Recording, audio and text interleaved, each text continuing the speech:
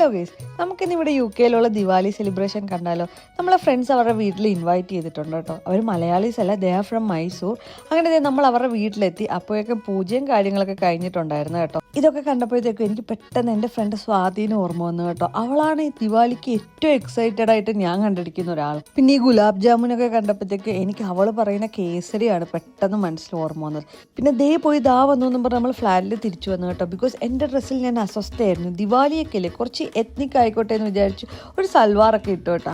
പിന്നെ ദിവാലിയൊക്കെ ഒന്ന് കളറാക്കാൻ വേണ്ടിയിട്ട് നമ്മൾ വീടിൻ്റെ അടുത്ത് ഈ ഒരു സ്ട്രീറ്റിൽ വന്നു കേട്ടോ. ഇതിനൊരു പ്രത്യേകതയുണ്ട്. ഇന്ത്യക്ക് പുറത്ത് ദിവാലി ഏറ്റവും ലാർജസ്റ്റ് ആയിട്ട് സെലിബ്രേറ്റ് ചെയ്യുന്ന വൺ ഓഫ് ദ പ്ലേസ് ആണ് കേട്ടോ. ഭയങ്കര ഒരു കളർഫുൾ ആയിട്ടുള്ളൊരു സെലിബ്രേഷൻ ആയിരുന്നു കേട്ടോ. ഏകദേശം ഒരു 2 വീക്സോളം ഉണ്ട് ഇവരുടെ ദിവാലി സെലിബ്രേഷൻ. ഇടയ്ക്കൊരു വിശപ്പിൻ്റെ വിളി വന്നുകൊണ്ട് ഒരു പഞ്ചാബി ധാബയിൽ കയറി നമ്മൾ കുറച്ച് ഫുഡൊക്കെ കഴിച്ചു കേട്ടോ. ഞാൻ ആദ്യമായിട്ടാണ് ട്രൈ ചെയ്യുന്നത്, ബട്ട് അടിപൊളിയായിരുന്നു.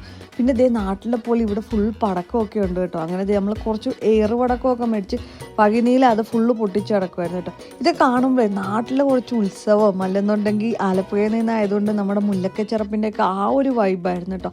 ആളുകളൊക്കെ അടിപൊളിയായി ഡ്രസ്സപ്പൊക്കെ ചെയ്ത് ഭയങ്കര ഹാപ്പി ഫേസസ്, ഭയങ്കര അടിപൊളിയായിരുന്നു കേട്ടോ. പിന്നെ ഏറ്റവും ഇമ്പോർട്ടൻ്റ് ആയിട്ടുള്ള ഒരു ഇൻഫർമേഷൻ പറയാനുള്ളത്, ഇതൊന്നും ഇല്ലീഗലായിട്ട് ഇവിടുത്തെ പബ്ലിക് ചെയ്യുന്നതല്ല കേട്ടോ. ലെസ്റ്റർ സിറ്റി കൗൺസിലിൻ്റെ സാങ്ഷനോടുകൂടി ചെയ്യുന്നതാണ്. അവർ തന്നെ മുൻകൈ എടുത്തിട്ടാണ് ഈ സെലിബ്രേഷനും കാര്യങ്ങളൊക്കെ നടത്തുന്നത്. അല്ലാതെ ഇത് മറ്റുള്ള ആളുകൾക്ക് ബുദ്ധിമുട്ടുണ്ടാക്കുന്ന രീതിയിലുള്ള ഒരു ഫംഗ്ഷൻ അല്ല കേട്ടോ. ഇതൊരു പെർട്ടിക്കുലർ പ്ലേസിൽ മാത്രം സെലിബ്രേറ്റ് ചെയ്യുന്നതാണ് കേട്ടോ. അല്ലാതെ വഴിനീളെ നടന്ന് ആഘോഷിക്കുന്നതല്ല. ഇന്ത്യൻസ് മാത്രമല്ല മറ്റുള്ളവരും ഇത് ഒരേപോലെ എൻജോയ് ചെയ്യുന്നുണ്ടായിരുന്നു കേട്ടോ. പിന്നെ നമ്മൾ കുറച്ച് സ്വീറ്റ്സ് ഒക്കെ കഴിച്ചു കേട്ടോ. ഇതായിരുന്നു എൻ്റെ റിജോയുടെ കോസ്റ്റ്യൂംസ് വരുന്നത്.